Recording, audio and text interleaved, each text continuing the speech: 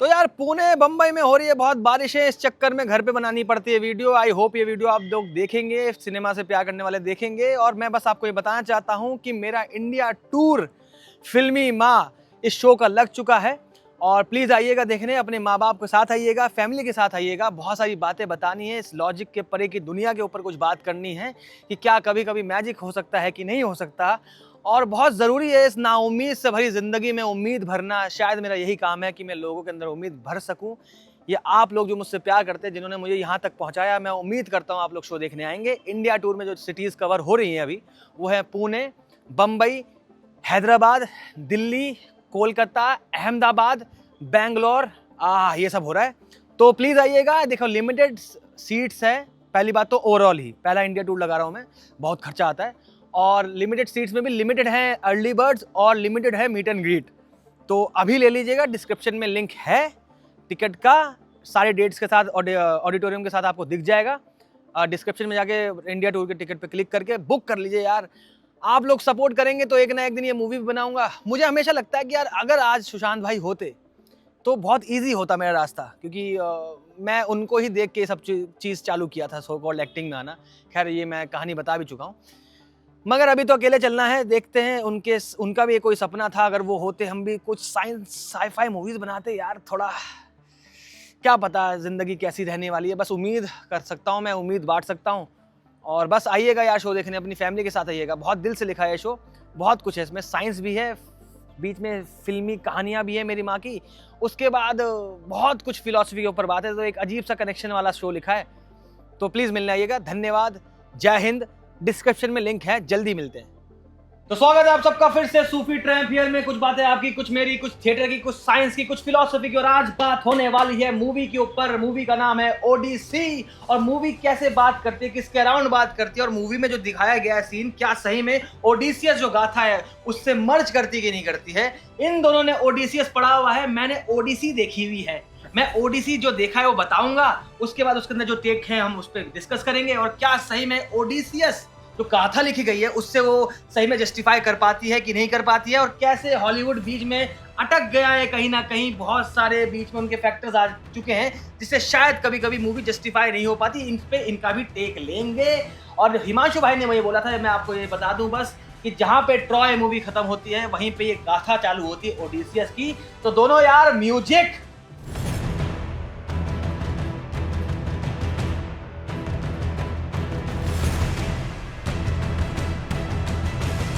Welcome back to Sufi Tramp here once again.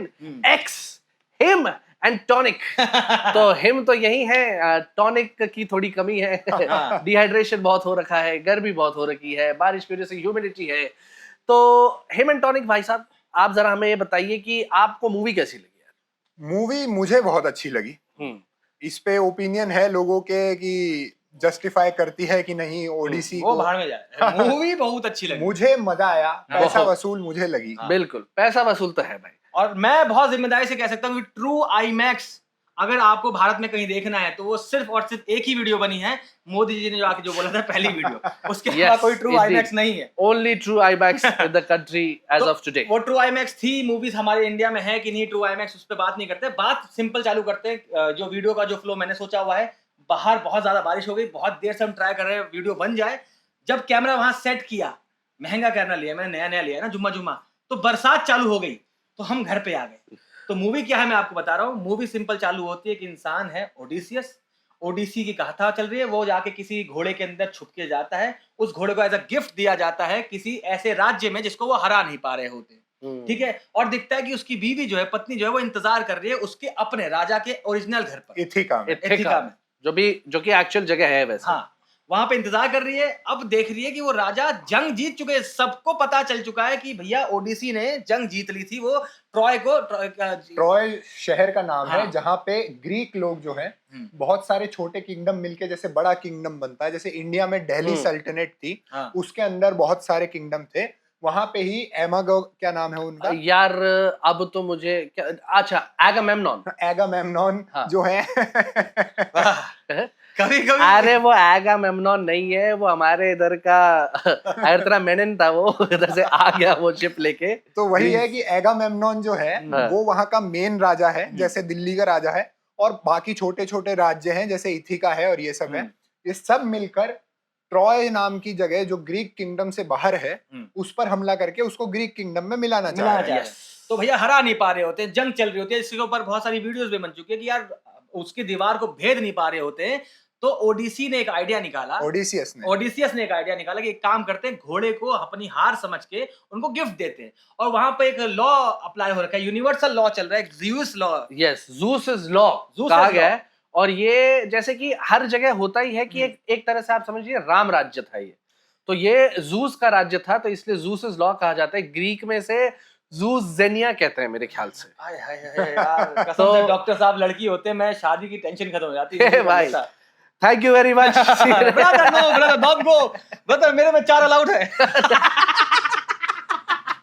Anyway, तो कह सकते हैं कि एक लॉ है जिसको अगर हम अपने हिंदी भाषा में कह दें बहुत अच्छी चलती है, अतिथि देवो भव। यस, इस टाइप से वो लॉ यूनिवर्सल अप्लाई हो रखा है। तो गिफ्ट दिया गया है तो गिफ्ट को नकारा नहीं जाएगा, गिफ्ट को अंदर ले लिया जाएगा। किंगडम में आता है वो गिफ्ट। क्योंकि एक यहाँ पॉइंट ये भी है कि जो ट्रोजन जो उनका सिंबल था वो भी घोड़ा था। तो ऐसा अपना हार मान के या अपनी गलती समझ के हमने तुम्हारा सिंबल तुम्हें दिया है तुम्हारे मंदिर में रखने के लिए, ऐसा समझ के उन्होंने लिया। ये ट्रॉय में ज्यादा अच्छे से दिखाया गया है क्योंकि वो मूवी पहले वाली जर्नी पर है। हम बात करेंगे, होमर की 2 किताबें हैं लेकिन अभी हम ओडिसी पे रहते हैं, तो इसलिए घोड़ा दिया। घोड़े के अंदर ये साले गधे छुपे हुए थे टेक्निकल टर्म्स में। उसके बाद क्या नाम है, जैसी वो देखो ये चालाकी होती है, छल हुआ था ये। बेसिकली ज़ूस लॉ जो है वो तोड़ दिया था ओडिसी ने, यहाँ पर आके ओडिसियस ने तोड़ा। भाई मेरे शब्द थोड़े ना ऐसे उधर उधर हो जाते हैं फ्रेंड्स। एनीवेज, तो वहां पे घोड़ा जाता है, वहां पे लोग छुपे होते हैं, जैसे सब लोग सो रहे होते हैं ओडिसियस बोलता है भैया निकलो और हमला करो। हमला करते हैं, वहां पर जाके अंदर से भेदते हैं और मेन गेट खोल देते हैं। जिस दीवार को भेद नहीं पा रहे होते कई सालों से, आई गेस 8-9 साल से, 10 साल से भेद नहीं पा रहे होते हैं, वो वहां पर मर रहे होते हैं। उस दीवार के पार जो पूरी आर्मी थी वो कभी भेद नहीं पाती। अब दरवाजा खुलता है, वो भैया इतना अच्छा सीन है मूवी में यार। मतलब एक बंदा खड़ा है, कितना एकदम हेलमेट में चेहरा नहीं दिख रहा है, एकदम मस्त, बिल्कुल बढ़िया बोहग है उसकी। एगामेम्नॉन। और आपने अगर ओपनहाइमर देखी होगी तो ओपनहाइमर मूवी में वही इंसान था जिसने हाइड्रोजन बम को बताने के लिए बोला गया था। क्या एडमंड टेली ने बोला था ना, मतलब जो साइंटिस्ट नाम था एडमंड। ठीक है, बेसिकली एक्टर का नाम भी मैं भूल गया। एक्टर का नाम मैं भी भूल गया। ठीक है, और जिसने हाइड्रोजन बम बनाने की बात की थी ओपनहाइमर में, वही बंदा जो था उसमें वो कैरेक्टर प्ले कर रहा है। बहुत खूबसूरत, बहुत कम टाइम है लेकिन बहुत इंपैक्टफुल टाइम आता है। ठीक है, तो वो उसमें जाते हैं, अंदर से उसको हराया जाता है। अब भैया यहाँ पर जो उसकी बीवी है वो बोलती है कि भैया जीते हुए तो बहुत समय हो चुका है, ओडिसियस अब तक घर वापस नहीं आया है। और सबसे बड़ा चैलेंज क्रिस्टोफर नोलन के लिए भी एक ही है कि भैया वो जो एक्टर है उसको घर जल्दी बुलाओ।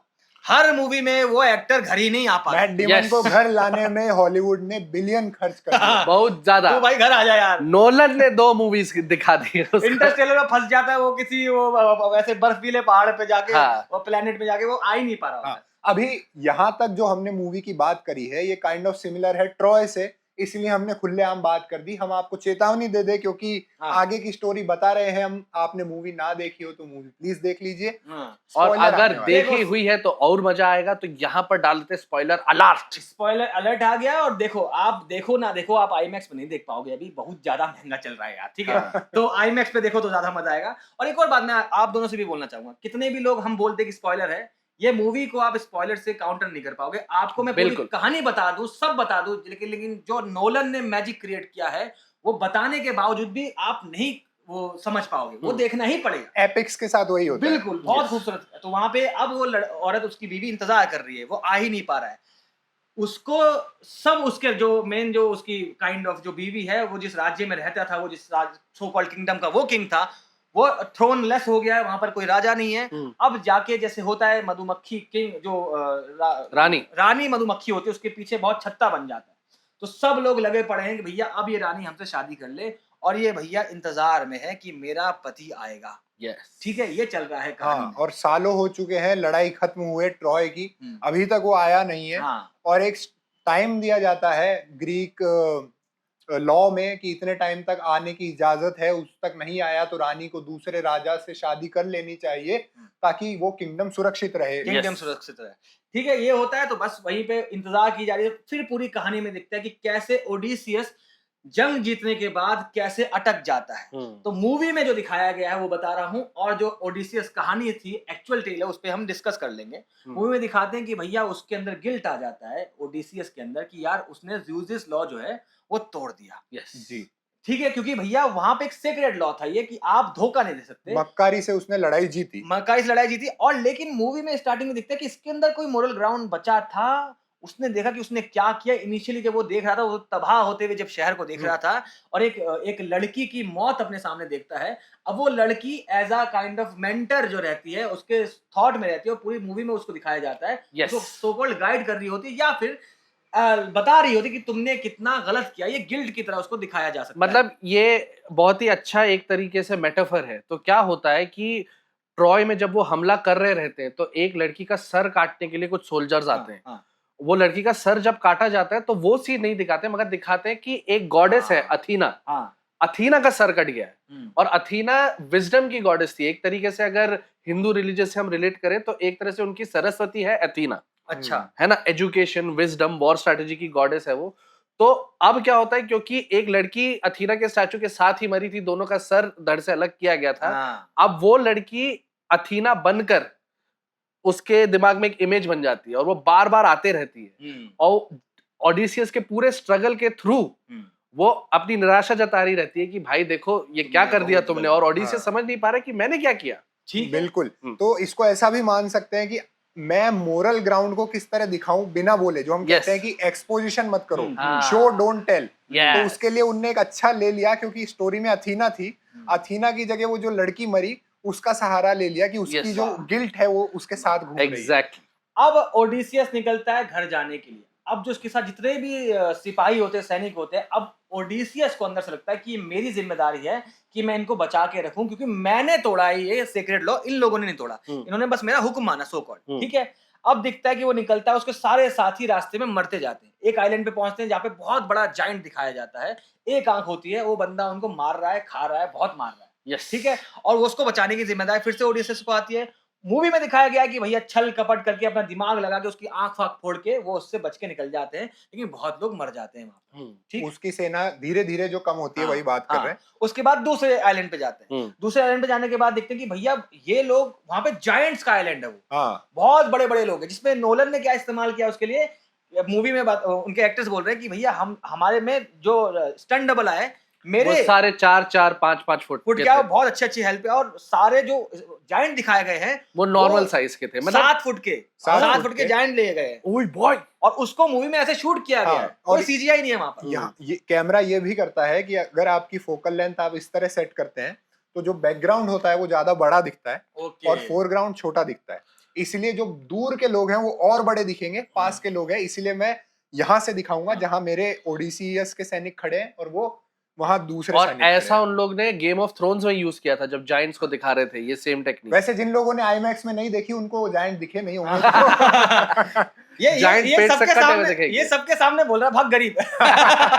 हम भी गरीब है, हम तो खैर कैसे देखते सीक्रेट है वो फोन में दिख जाती है। एनीवे ठीक है, ये होता है। और इनफैक्ट वो जायंट जो दिखाया गया था पहले आइलैंड पे, उसके लिए भी नोलन ने कोई सीजीआई इस्तेमाल नहीं किया। उसने पूरा का पूरा सीजीआई यूज किया था, करेक्ट कर दूं, वीएफएक्स यूज नहीं किया। वीएफएक्स उसने वो बनाया था ना, क्या नाम है, Puppeteer। पपेट बनाया था, तो वीएफएक्स यूज नहीं किया उस पे। फिर उसके बाद ओडिसियस की वहां पे भी आर्मी थोड़ी कम हो जाती है, जायंट बहुत ज्यादा मारते, बहुत ही ज्यादा मारते, पटक पटक के मारते। ठीक है। उनका बच्चा जो होता है इनके यंग से भी बहुत बड़ा होता है, ऐसा वहां पे जायंट थे। फिर वो तीसरे जगह जाते हैं। तीसरे जगह जब आइलैंड पे जाते हैं तो देखते हैं वहां पे एक औरत है। भैया ज़्यूसिस लॉ के ऊपर ये बोल रहे हैं कि हम जहां भी जाएंगे हमें खाना मिलना चाहिए। यस। और साथ ही साथ यहाँ पर आप ये देख लीजिए, ओडिसियस जो इतनी मेहनत कर रहा है कि भाई मेरे कर्मों का जो क्या कहते हैं, मेरे जो पाप है इसका जो खामियाजा ये लोग भर रहे हैं, ताकि तो वो नहीं चाह रहा है ये हो उनके साथ, वो उन्हें लीड कर रहा है, निकालने की कोशिश कर रहा है, और ये लोग दगाबाजी कर देते, कहते कि भाई हमें तुम पे भरोसा नहीं, भरोसा नहीं, हम जा रहे हैं खाना ढूंढने, तुम शिप के साथ रहो भैया। हाँ। और इसमें ओडिसियस देखता है कि अभी हम रेफरेंसेस की बात करेंगे, लेकिन बहुत खूबसूरत रेफरेंस है, क्या आता है कि ओडिसियस देखता है कि एक हिरन जा रहा है, उस हिरन पे वो वाण चलाता है, वो इंसान निकल के आता है। तो ओडिसियस को पता चलता है कि जिसके पास ये लोग खाना खाने गए, ये कोई तो डायन सी है और ये इन्हीं को जानवर बना देती है। उस मूवी में दिखाते हैं कि जैसे वो लोग खाना खाते हैं वहां पर, अब उनके गले में हाथ डाल डाल के उनको वो सुअर बना देती है। और यहाँ पर भी वीएफएक्स इस्तेमाल नहीं किया गया है भैया, वो तो कुछ तो उन्होंने क्ले में कुछ तो किया था। नोलन आधा बजट तो यही लगा रहा है यार। वही तो ओपन है, बोला बम फोड़ूंगा, बम ही फोड़ दिया भाई है।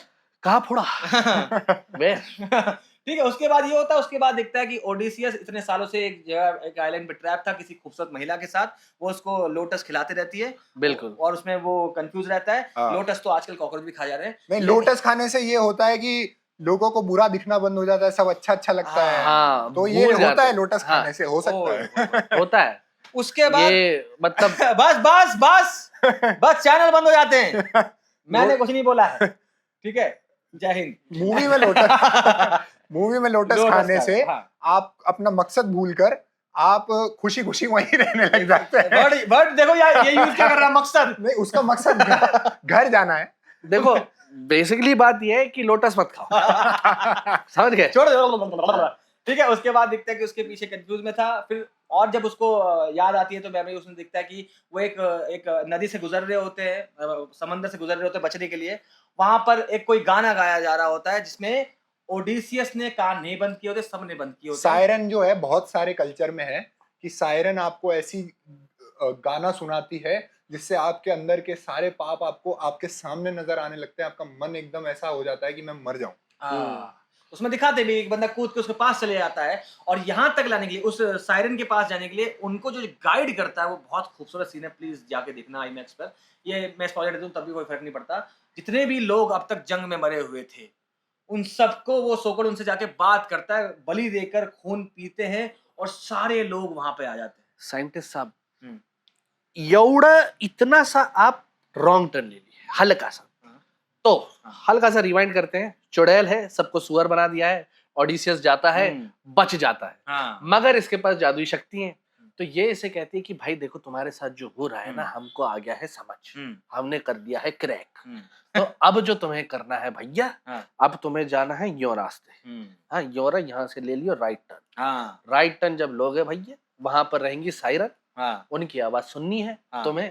तुम्हारे मर्दों ने सुनी तो मर जाएंगे भैया। तो वो क्या करता है, ठीक है भाई हम सुन लेंगे, हम पी जाएंगे विष, तुम सब अपने कान में वैक्स डाल लो। तो वो ये कह रही रहती कि भाई भगवान तुम्हारी परीक्षा ले रहे, तो तुम्हें सायरन की आवाज भी सुननी पड़ेगी, और फिर साथ ही साथ तुम्हें जाना है हेल, हेडीज, क्योंकि वहां पर एक क्या, जिसका हाँ, एक टेर्रेटर, क्या नाम था उसका? नाम बहुत मुश्किल है साहब, नाम हम ढूंढ लेंगे जल्दी। तो वहां पर बेसिकली एक कदर से एक बंदा है जो कि माइथोलॉजिकल फिगर है, वो भविष्यवाणी करता है। तो वो तुम्हें बताएगा कि तुम्हारा असल में रास्ता क्या है। तो पहले ये लोग हेडीज जाते हैं, और फिर वहां से वो तुम्हें बताता है कि ये सब रास्ते से तुम्हें गुजरना है। नहीं, मैं वीडियो थोड़ी छोटी करना चाह रहा था। तो बेसिकली चुड़ैल जो है वो गूगल मैप है, वो बताती है कि ये रास्ता जाना है। वो रास्ता बताती है आपको, पहले सायरन के उधर से जाना है, फिर आपको ऐसा मिलेगा, ये मरे हुए जितने आपकी सेना के मरे हुए लोग हैं वो आपको आगे का रास्ता दिखाएंगे, घर जाने का जगह देंगे, और वो आपको बताएंगे कि एक आइलैंड है जहां पर आप जाएंगे। वहां पे अगर आपने वहां किसी और को मारा, जानवर जो हैं वो सन गॉड जो है, उनके भेड़ बकरियां हैं, उनको आप खा नहीं सकते।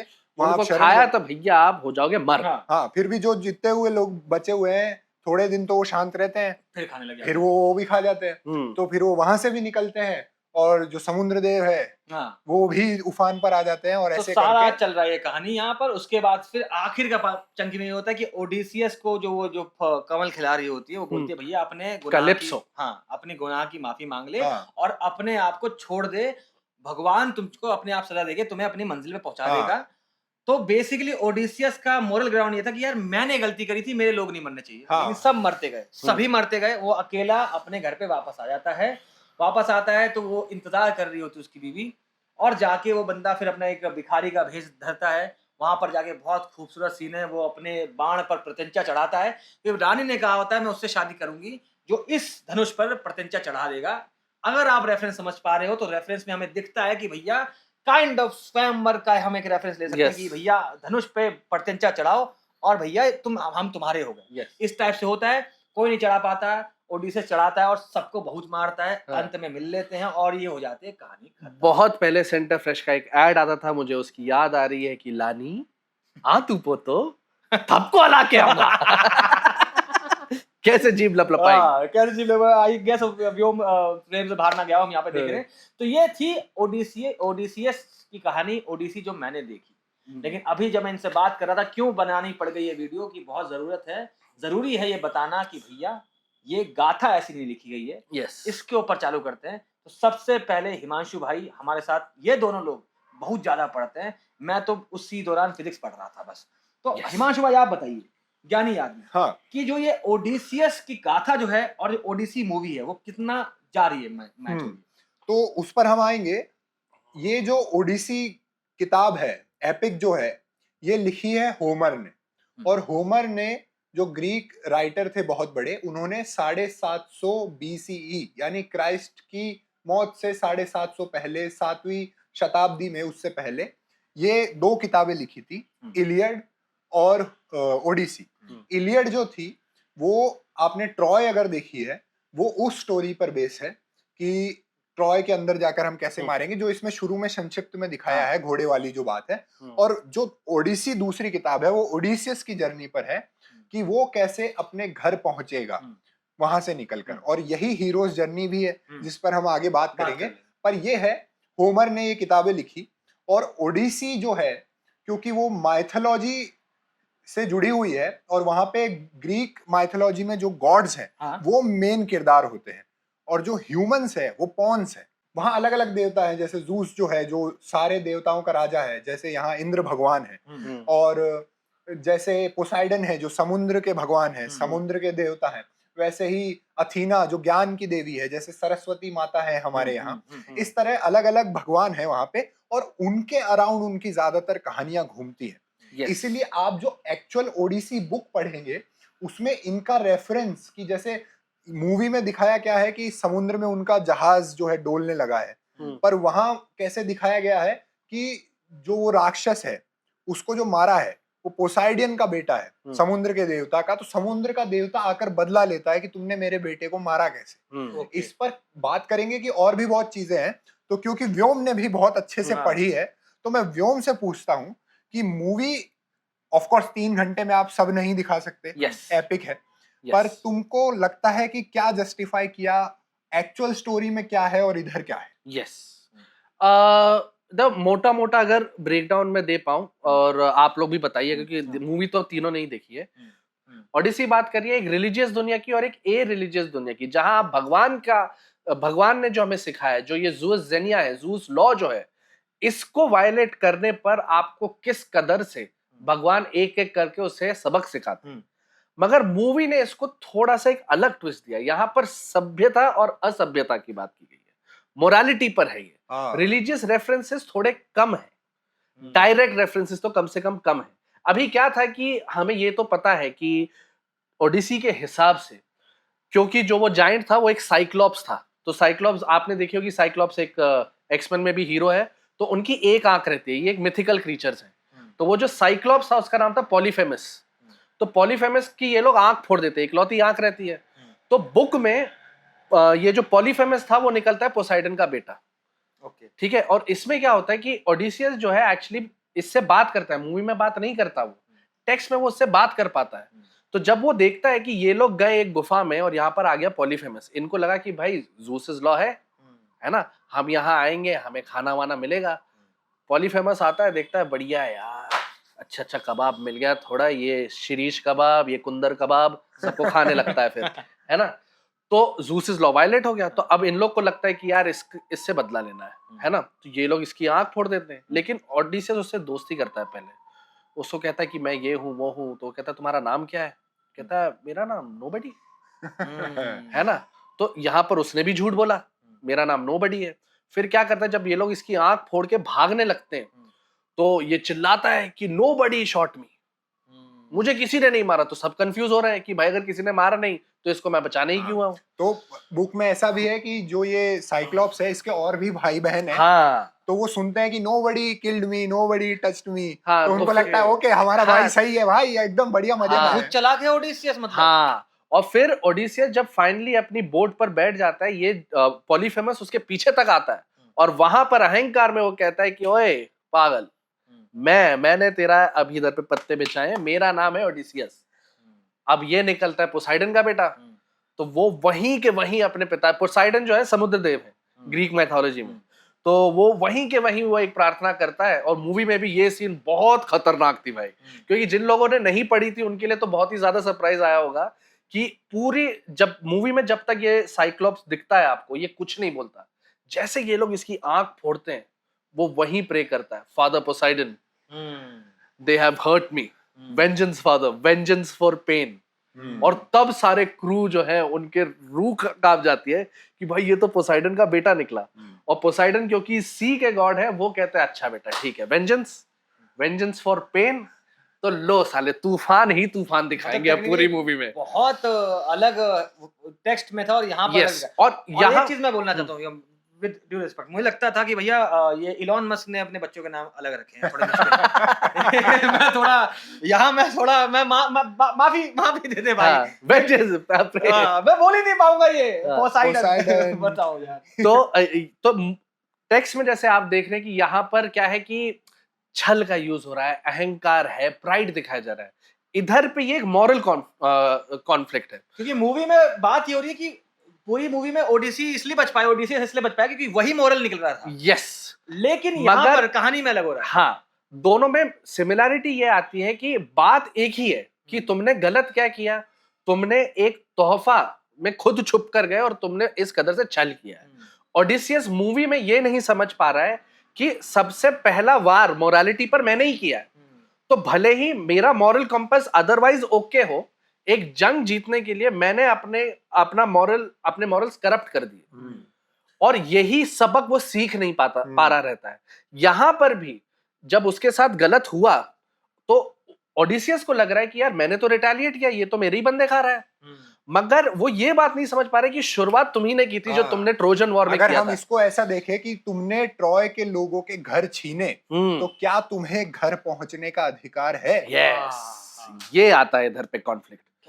पढ़े लिखे लोगों से बात करता हूँ मजा आता है। तो हाँ, ऐसे ही और भी चीजें हैं, जैसे मुझे याद आता है कि जो लोटस ईटर है, वो एक अलग आइलैंड होता है, वहां पे जाते हैं और जो सारे लोग होते हैं वो सब लोटस खाते हैं, और बहुत सारे लोग जो हैं नाव पे जितने भी साथ में थे वो बहुत सारे लोटस खा के पड़े रहते हैं बहुत सालों तक।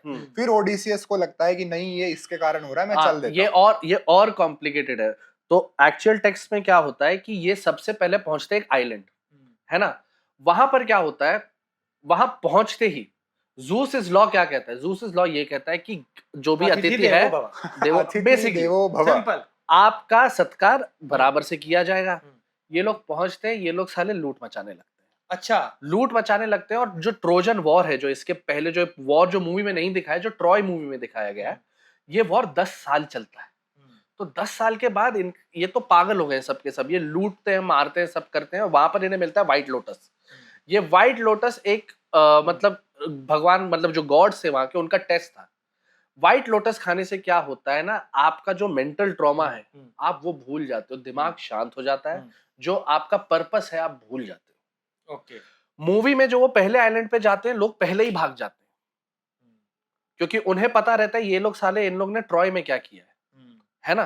तो एक ही स्टोरी को किस तरह ये लोग मोड़ दे रहे हैं। और जो व्हाइट लोटस वो खा के जो भूल जाते हैं, तो ये जो जिस गांव को उन्होंने लूटा था, ये इतने समय तक वहां पड़े रहते हैं, ये लोग पता नहीं कहां से रीइंफोर्समेंट ले आते हैं और इनको मार भगाते हैं वहां से।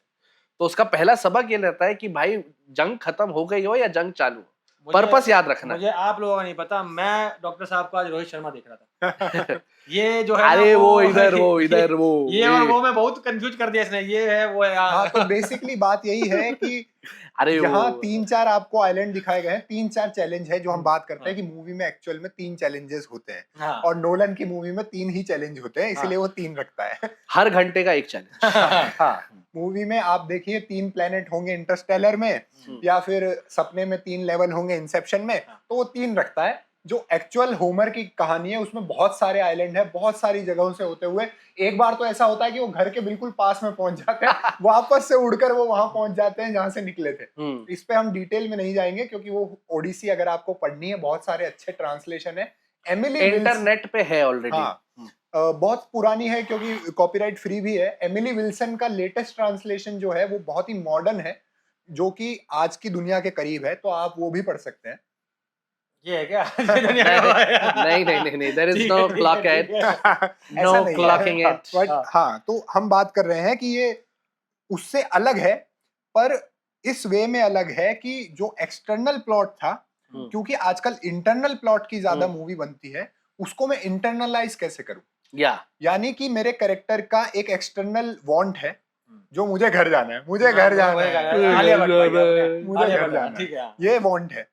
और नीड क्या है कि मेरी मोरालिटी सही है या गलत है, क्या मैं उसे भूल चुका हूँ, क्या मैं, जो हम बात कर रहे थे, घर जाने का अधिकार भी रखता हूँ, तो इसी पे अराउंड है। तो तुम कह रहे हो कि उस पे तो ये जस्टिफाई करती है। बिल्कुल। तुमको क्या लगता है? मुझे भाई, मैं दोनों चीज नहीं पढ़ी, मैंने सिर्फ ओडिसी देखी।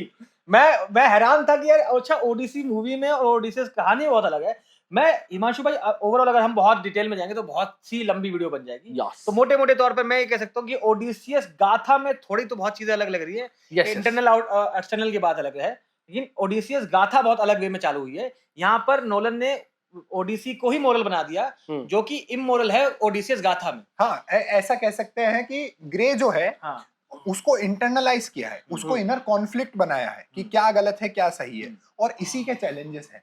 अभी आप समझना चाहेंगे तो समझ सकते हैं। जो अब हम आते हैं हीरोज जर्नी पे।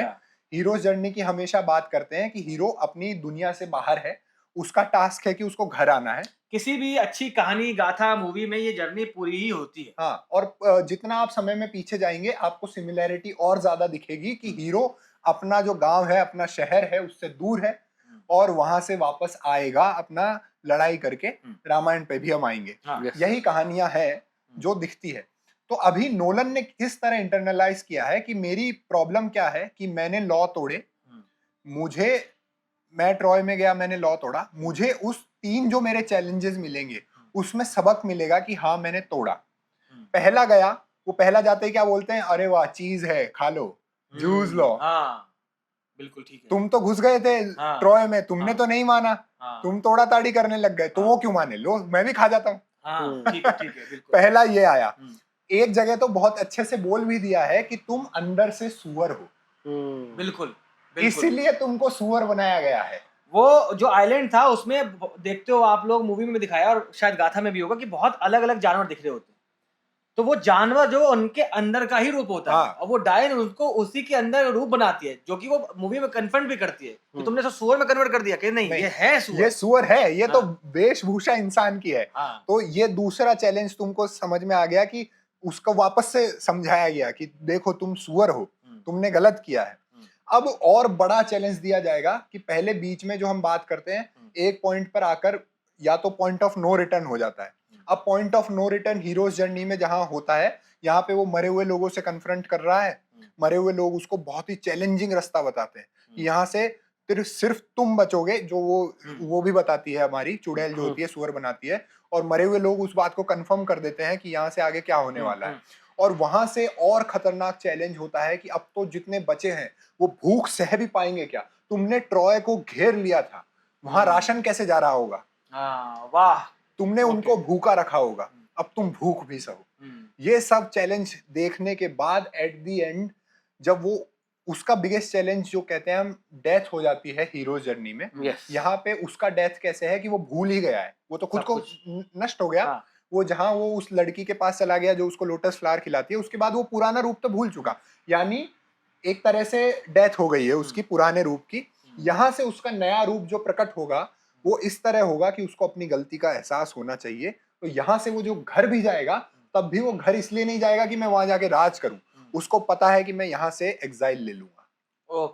मेरे को अधिकार ही नहीं है अब राज करने का। तो लेकिन आपने बताया था गाथा में, ओडिसियस गाथा में, जो हमारा ओडिसियस कैरेक्टर है वो थोड़ा रंगीली मिजाज का था, इसलिए घर नहीं जा रहा था। कि वो उसको भूल नहीं रहा था। वो वहां पर थोड़े, यही है कि पुरानी जो स्टोरीज है उसमें एक्सटर्नल प्लॉट ज्यादा दिखेगा।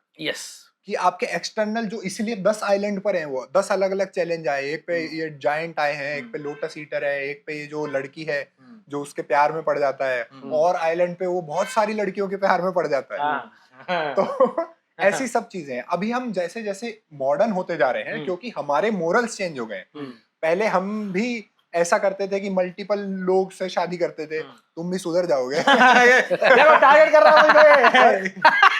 क्योंकि सोसाइटी बहुत हद तक उस चीज से उबर चुकी है कि लोग इस तरह नहीं करते। तो अब हमारे मोरल्स इंटरनल हो चुके हैं कि मैं इंटरनली खुद को अच्छा या बुरा बना पा रहा हूँ कि नहीं, एक्सटर्नल से ज्यादा। इसलिए मूवीज जो है उस स्टोरी को मॉडर्न वे में इस तरह लिया गया है कि तुम्हारे अंदर का जो सुअरपना निकालना है, तुमने जो दूसरों को भूखा रखा, तुम भूखा रहो, सामने खाना है और तुम खा नहीं सकते, खाए तो मर जाओगे। नहीं, बात ये ना, हिमांशु भाई से हम जब बात करते हैं, और ये इस पे हम शायद तीनों ही एग्री करेंगे कि अभी कुछ समय ही हुआ है कि सीरियसली, और आप जिनको ये सीरियस मुद्दा नहीं लगता है, सही में लड़कियों को अधिकार सो-कॉल्ड अभी मिलना चालू हुआ है। पहले के जमाने में आप बस ये सोच के देखिए कि पता नहीं कितने सालों से डेमोक्रेसी है इस दुनिया में। 1900s, ठीक है, 200-300 साल से तो डेमोक्रेसी आई हुई है, उसके पहले भी थी। विमेन को वोट करने का अधिकार 1900 से ये सिलसिला चालू हुआ है। हर गाथा में, हर जगह, पूरे दुनिया का इतिहास उठा लो, कहानियां उठा लो, ग्रंथ उठा लो, औरतें हमेशा ऑब्जेक्ट की तरह ही ट्रीट हुई हैं। इसलिए आपको वो चीजें दिखती है कि वहां पर वो ऑब्जेक्ट के लिए वो रुक गया 100 लड़कियों के साथ। वो 100 लड़की के साथ रुक गया, वो और किसी के साथ रुक गया। जो ट्रॉय में भी जब वो गए थे, उनके अत्याचारों की और भी गाथाएं हैं कि उन्होंने क्या क्या किया, क्योंकि वो उस समय की मोरालिटी जो है वो मर्दों के उससे लिखी गई थी। ये बात है। पर अब आपको अगर आज मूवी दिखानी है तो आप उस तरह से नहीं दिखा सकते। आपको उसको इस तरह दिखाना पड़ेगा क्योंकि मूवी का मेन काम ही होता है आपको एक थॉट के साथ छोड़ जाए। हम जो बात करते हैं, एक एक्सटर्नल वांट तो है, घर जाना है, एक नीड होनी चाहिए। वो नीड से आप कनेक्ट करने चाहिए। जैसे जो दर्शक है थिएटर में बैठा है, जो ये सोच रहा है कि मैं अपने जो एक मैंने सोचा था मैं इस तरह का इंसान बनूंगा, मैं वैसा बना कि नहीं, मुझे जो चैलेंजेस आते हैं वो कहीं इसलिए तो नहीं आते कि मैं वैसा नहीं हूँ। तो मूवी में आखिर में उसको बोलती है वो कि अपने गुनाहों को स्वीकारो और छोड़ दो भगवान पर, और वो एक टूटी नाव लेकर चले जा रहे समंदर के अंदर, कि होने थे जितने खेल मुकद्दर के हो गए, हम टूटी नाव लेकर समंदर के हो गए। तो वो उसमें दिखाया, उसने उसको झेला, यही थॉट देना चाहिए थी। इसलिए हम बोले कि ओडिसियस गाथा अलग है, ओडिसी मूवी अलग बनाई है। बात ये नहीं है, बात ये कि वहां उस गाथा को आज के जमाने में आज के लोगों के लिए मैसेज पहुंचाने के लिए उसको कन्वर्ट करा है। और ऐसी गाथाएं जो है वो हर हमारी जो संस्कृति है उसमें है। अभी जो हम ये बात कर रहे हैं, बहुत लोगों को मूवी देख के लगा होगा कि रामायण के वो है इसमें। अब इस पे यार ये बहुत इंटरेस्टिंग बात है। ये है कि ओडिसियस ने बाण चलाया था, बाण हिरन को ही मारने के लिए चलाया था, और वो बंदा इंसान निकला। रामायण में भी श्री राम भगवान ने बाण चलाया था, और बाण चलाने के बाद हिरन जो है वो मनुष्य रूप में या राक्षस रूप में आ गया था। लक्ष्मण जब वो चिल्लाते हैं वो। उसके बाद ओडिसियस गाथा में आखिर में जब आता है, ओडिसियस आता है, तो वो धनुष पे प्रत्यंचा चढ़ाता है, और तंग, क्या सीन है यार वो। और ये भी रखा गया था कि जो प्रत्यंचा चढ़ा देगा रानी उसी से शादी करेगी, जो कि हमारे स्वयंवर की याद दिलाता है। तो ये यहाँ पर बहुत बोला जा रहा है कि यार ये उठाया गया टेक्स्ट है। और एक और है, जैसे ट्रॉय है, ढूंढने को आपको बहुत सारे मिल जाएंगे, एक जो और याद आता है बता देता हूँ। ट्रॉय में जो हमारा कैरेक्टर है अकीलीज वो है। हाँ, तो ये बहुत मस्त इन लोग ने ट्विस्ट किया है। तो क्या है कि जब वो हेल में जाता है, हेडीज जाता है, तो वहां ओडिसियस कई सारे लोगों से मिलता है, और वहां एक बहुत इंपॉर्टेंट सीन है उसके लिए कि अकीलीज जो पहली जो बुक है इलियड, उसका हीरो है, एक तरह उसका नायक है ब्रैड पिट। हाँ, ब्रैड पिट इंडीड मूवी में। तो अकीलीज के साथ क्या होता है, अकीलीज ने कुछ गलत नहीं किया हुआ रहता है। अकीलीज तो एक राजा है, उसके लिए लड़ रहा रहता है, वो वॉरियर प्योर रहता है। तो जब वो मर गया तो उसको अकीलीज भी जाकर दिखता है हेडीज में। तो वो अकीलीज उसको बताता है कि भाई विक्ट्री में कुछ नहीं रखा, मौत सबको आनी है, आपको ऐसे ही स्वर्ग नहीं मिलने वाला है। तो ये यहाँ पर एक लेसन रहता है। लेकिन मूवी में अकीलीज है ही नहीं। मूवी में एक सिनोन नाम का कैरेक्टर ऐड किया गया है, जिसके थ्रू उन्होंने एक अलग मॉरल चैलेंज दिखाया गया कि कैसे सिनोन जो इथिका का था, वहां पर उसकी फैमिली के साथ गलत किया गया, तो कैसे जो मॉरल करप्शन ट्रॉय से शुरू हुआ वो इथिका पहुंच गया। है ना। तो पूरी दुनिया अभी धीरे धीरे ए मॉरल होते जा रही है। हाँ, अकिलीज का जनरल जो थ्योरी ऑफ रिलेटिविटी समझ जाऊंगा, ये नाम नहीं समझूंगा, माँ कसम। अकिलीज का ये था कि उसको पानी में डुबाया था उसकी माँ ने, जहां जहां पानी टच हुआ वो इमॉर्टल हो गया, हाँ। वहां पे कोई भी बाण लगेगा वो मरेगा नहीं, पर क्योंकि वो ऐसे पकड़ के डुबाया था जब छोटा बच्चा था, तो यहाँ उसके जो टेंडन होता है हमारा हील बेसिकली, हील के आसपास, तो वो एड़ी के आसपास, वहां वो पानी लगा नहीं, वो बच गया। दुर्योधन का भी कुछ ऐसा ही सीन है। दुर्योधन को जब गांधारी ने देखा तो क्योंकि वो शर्म के मारे उसने जो भी पहना हुआ था वस्त्र, उसके कारण उसकी जांघ पे वो वरदान नहीं लग पाया। शर्म के मारे नहीं यार, पूरी गाथा चला रहे हैं वसुदेव श्री कृष्ण। उन्होंने बोला भैया अपने माँ के सामने आप नग्न जाओगे, और वो वेरी बैड। तो ये देखो कितनी सिमिलैरिटीज मिलती है। और वो मरता है, उसके यहाँ पे लगता है बाण, और दुर्योधन मरता है जब उसको जंघा पे मारा जाता है। हाँ। तो ये रेफरेंसेस जो मिल रहे हैं, तो हिमांशु भाई आपका और तेरा क्या टेक है मेरे भाई डॉक्टर साहब, कि क्या रेफरेंसेस सही में रामायण से प्रेरित लिए गए, या फिर कभी कभी ऐसा हो सकता है कि अपने आप उपज सकती है कहानियां ऐसी? तो एक तो टेक्निकल बात हो जाती है इसके ऊपर, और एक क्या है कि हिस्टोरिकल डिबेट्स भी रहते हैं। तो जितना हमें पता है as a matter of fact, वो ये है कि कहानी जो इलियड है और ओडिसी है, ये अराउंड 800 से 700 बीसी के बीच ली गई है, एग्जैक्ट डेट भी नहीं पता। हाँ। और as per existing historical records, Greek और इंडियंस का इंटरैक्शन ज्यादा से ज्यादा 500 बीसी तक जाता है, मतलब 200 साल का फर्क आ गया। हाँ, क्योंकि ये बीसी ही है, 500 बाद में आता है, 800 हाँ, पहले आता है। ये बैकवर्ड्स चल रहा है ना। तो 800 में कहानी लिखी गई, और जो हमें सबूत मिलते हैं वो 500 बीसी में पहली बार ग्रीक ने इंडियंस का नाम सुना भी, ऐसे सबूत मिलते हैं। सच्चाई क्या है वो हम नहीं बता सकते। यस, तो उसके रहते आप कई हद तक कह सकते हो कि यार कम से कम डायरेक्ट कॉपी शायद से नहीं है, मगर दोनों में एक कॉमन एस्पेक्ट आता है, वो आप बताओ भाई। हाँ, कॉमन एस्पेक्ट ये है कि जो रामायण घटी, श्री राम का जो किरदार रहा होगा, उन्होंने जिस तरह की लड़ाइयां करी होंगी या जिस तरह धर्म की स्थापना करी होगी, वो पहले करी होगी। और ये जब वाल्मीकि ने लिखी, जब हमने लिखना किसी लिपि में सीखा, तब लिखी गई होगी। ऐसे ही होमर ने जो कहानी लिखी ट्रॉय की, वो पहले कभी घटित हुई होगी, उसके बारे में उसको जब लिखना आया, हमने स्टोरीज डेवलप करी तब लिखा। तो जो प्रमाण है, क्योंकि प्रमाण जले या बचे नहीं, पर प्रमाण अभी जो है वो ये है कि 800 बीसीई में लिखी। देखो पहले बता दे रहा हूँ, बीसीई की बात चल रही है, अभी नहीं आए हैं मुसलमान, ठीक है। मुझ पे आ जाते कि भैया जला दिया गया है, ऐसा नहीं है, मजाक कर रहा हूँ ना, ठीक है। तो 800 बीसीई में होमर ने लिखी, और इंडिया से कनेक्शन उसके बहुत बाद में हुआ। अब ऐसा भी कहते हैं कि जो ग्रीस के बाद, ये सब होने के बाद मोरालिटी खत्म होती गई, तो डार्क एज आई। डार्क एज में और किताबें जलाई गई, और जो सब बीसी में चल रहा है ना। हाँ, सब बीसी में चल रहा है। पर एक ऐसा एज आया जिसको डार्क एज कहते हैं। ये ट्रॉय वाला जो भी, ये ग्रीस वाला है, इसको ब्रॉन्ज एज कहते हैं, क्योंकि ब्रॉन्ज का यूज हुआ। उनके सारे ब्रॉन्ज के बने हुए आभूषण और वो होते थे। उसके बाद डार्क एज यानी किताबों को नष्ट करने का काल आया। और किताबें इसलिए नष्ट नहीं की गई, वो किताबें थी क्योंकि माइथोलॉजी जो है वो उनके भगवानों से जुड़ी हुई थी। तो अगर आपको अपनी संस्कृति स्थापित करनी है, तो आपको उनके भगवानों का रेफरेंस हटाना पड़ेगा। यस, तो इसलिए वो हटा दी गई। अब ऐसा कुछ इतिहासकार अब मानते हैं कि हो सकता है होमर ने सुनी हो रामायण के बारे में किसी ना किसी तरह। पॉसिबल है कि नहीं, वो हमारा कर्तव्य नहीं है, पर हो सकता है सुनी हो, और इतिहास कहता है कि ऐसा पॉसिबल ही नहीं है। तो हम उस बात पे नहीं जाएंगे। हम इस बात पे आ सकते हैं कि क्या ऐसा पॉसिबल है कि एक ही चीज का विकास, एक जैसी चीजों का विकास दो जगह एक ही समय में हो सकता है बिना इंटरेक्शन। ये तो साइंटिफिक टर्म्स में हो सकता है। देखो बेसिकली इंसान का जो बेसिक बिहेवियर है वो क्यूरियोसिटी है। We all are curious driven individuals. तो क्यूरियोसिटी इंसान के अंदर है, और अगर आप इंटरेक्शन भी ना रखो तब भी इंसान अलग अलग जगह पर रहने वाले सेम कंक्लूजन पे आ सकते हैं। देखिए बहुत बड़ी डिबेट चलती है कैलकुलस को किसने डेवलप किया। लोग बोलते हैं न्यूटन ने बनाया, जो उसके साथ वॉर चल रही थी, उसकी काइंड ऑफ रॉबर्ट हुक के साथ जो बहस चल रही थी उसमें उसने डेवलप की। लोग कहते हैं, किसी ने कहते हैं शायद लॉरेंस नाम है या लेबनीज नाम है, इन दोनों में से नाम एल वाले हैं, पता नहीं मुझे। तो उन दोनों में से किसी एक ने उसी के वक्त पैरेलली डेवलप किया। ऐसा ही होता है जब हम पाइथागोरस थ्योरम की बात करते हैं, हम बोलते हैं पाइथागोरस ने थ्योरम बताई, जबकि इंडिया में किन्होंने बनाया था, श्रीधराचार्य, इन्होंने वो चीज डेवलप कर ली थी। बेसिकली इंसानी फितरत है ये, क्यूरियोसिटी में रहना, चीजें बनाना, और कॉन्शियसनेस आई गेस हम सब की एक तार में जुड़ी हुई तो है। आप हमसे मतलब बेसिक अगर क्या है, आज अगर आदिवासी भी हैं, अगर आज भी हम कोई नया आइलैंड ढूंढ लेते हैं जो शायद दुनिया से इंटरेक्ट नहीं कर पाया, सेंटिनल आइलैंड हाँ, जैसे हाँ, अंडमान निकोबार के पास हाँ, है, ऐसा माना जाता है उनने इंटरेक्ट ही नहीं किया, पर हथियार उनके पास हाँ, है। जहां पर तेल नहीं निकला तो डेमोक्रेसी नहीं आई, ठीक है, हाँ, ठीक है। तो Fact. वहां पर भी जो इंडिविजुअल्स है वो भी भाषा बना रहे हैं, उनकी भाषा अलग है, वो इंटरेक्शंस कर रहे हैं जो कि हम लोग कर रहे हैं, तो पैरेलली बन सकती है। और कितनी सारी कहानी, जैसे हम इन्होंने उसकी बात हुई, हम बात करते हैं कि इंडियन हमारी कहानी में आती है कि यार वसुदेव ने श्री कृष्ण को नदी में ले गए थे।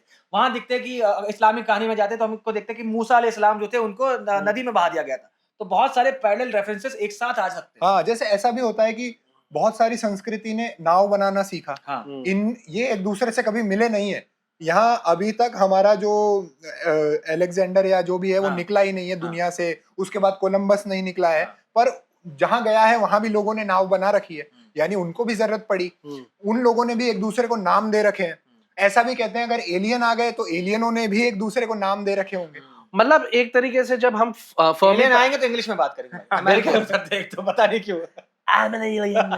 तो हम जब फर्मीज पैराडॉक्स की बात कर रहे थे, हाँ। ओरिजिन ऑफ लाइफ की बात कर रहे थे, तो ऐसा है कि एक तरह से एनर्जी को कंजर्व करने का एक बहुत एफिशिएंट फॉर्म होता है लाइफ। शायद हम भी जो है एक तरह से the most efficient, the best way to tell stories, the best way to traverse oceans, the best way to fight each other, हम यही चीजें खोज रहे हैं। और अगर मोस्ट एफिशिएंट तो भाई तरीका एक ही रहेगा, जितना आप एफिशिएंसी के पास जाते रहोगे धीरे धीरे हम शायद सेम ही कंक्लूजन पे पहुंचेंगे। तो एक कलेक्टिव कॉन्शियसनेस टाइप का भी कॉन्सेप्ट इधर लगता है, कन्वर्जेंट थ्योरी भी कहते हैं साइंस में। Yes. और स्टोरीज के मामले में और ये कैसे है कि स्टोरी शुरू कैसे हुई। आदि मानव है, वो गुफा में बैठा है, वो बाहर जाएगा, बाहर जाके नेचर से लड़ाई करेगा, खाना लेकर वापस आएगा। हीरोज जर्नी यही तो है, हीरो जो है घर से बाहर जाएगा, कुछ ना कुछ करेगा, सीख के गिफ्ट लेकर वापस आएगा। गिफ्ट जो है ये हो गया। हमारा ओडिसियस जो है वो भी घर से बाहर जाएगा, चैलेंजेस लेगा और घर को वापस आ जाएगा। श्री राम भी जो है घर से बाहर जाएंगे और चैलेंजेस के थ्रू होते हुए वापस घर आ जाएंगे, क्योंकि सारी कहानियां वैसे ही चलेंगी, क्योंकि नेचर से ही लड़ाई है ना शुरुआत में। और नेचर के, जैसे व्योम ने बोला कि नेचर का एक मोस्ट एफिशिएंट तरीका बताने का खुद को वो शायद इंसान है, इंसानी कॉन्शियसनेस है। तो सेम कंक्लूजन में पैरेलली पहुंचा जा सकता है। इसलिए वॉयेजर 1 में जब भेजा गया है तो एक काइंड ऑफ सीडी डाली हुई है जिसमें गाने चल रहे हैं। इंटेलिजेंट बीइंग जो होंगे कहीं भी होंगे वो भी गाने बनाएंगे भाई, या कुछ वैसी ही बातें करेंगे। तो ये पैरेलल भी हो सकता है। इस पे मेरा ये मत है कि हो सकता है, इसको नहीं कह सकते। और कुछ बातें रह गई इस करने को? नहीं भाई, हम तो डन हो गए इधर पे। तो I am done, I am bowled, so मैं आउट हो जाता हूँ फिर सीधा, है ना। मेरा जो है स्टंप उड़ गया है, I have to go somewhere, see you again, bye.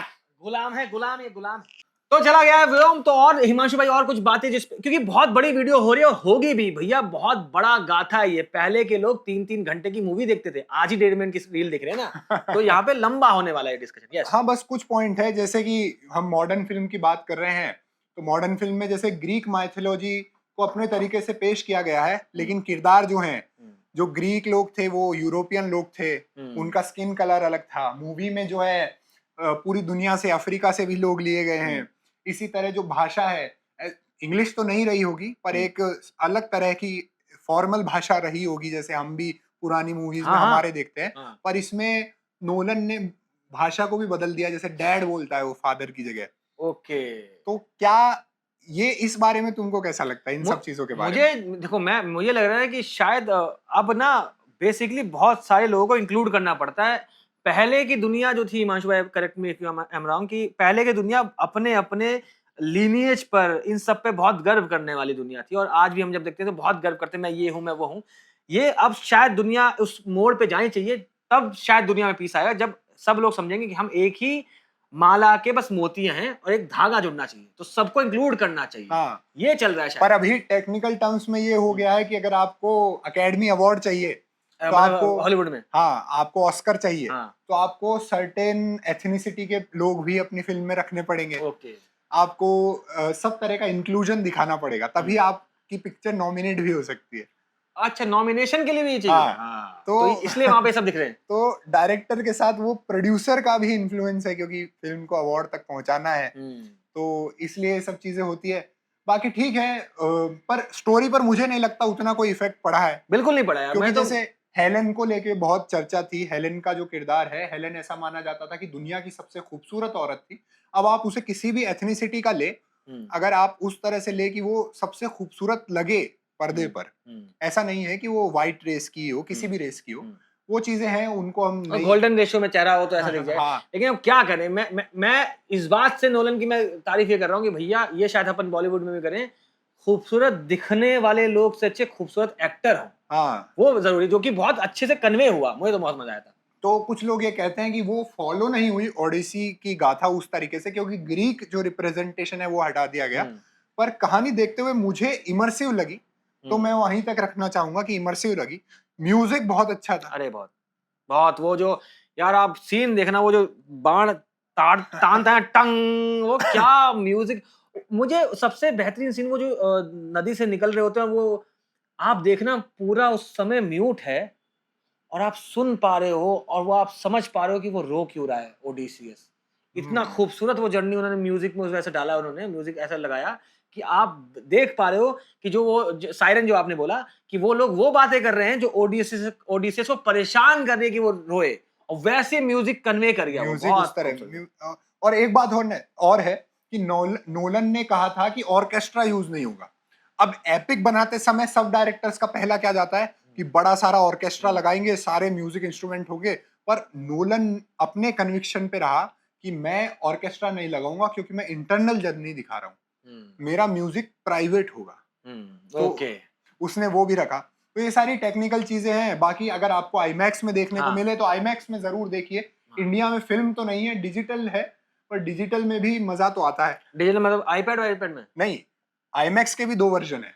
हाँ, देखो भाई, आईमैक्स के डिजिटल वर्जन पे अगर जाके इंडिया में जो जैसे ये बताया था कि ओरिजिनल आईमैक्स के तो जो फिल्म होती है वो खराब हो जाती है 2-3 बार रील चलने पे ना, वो हो जाता है।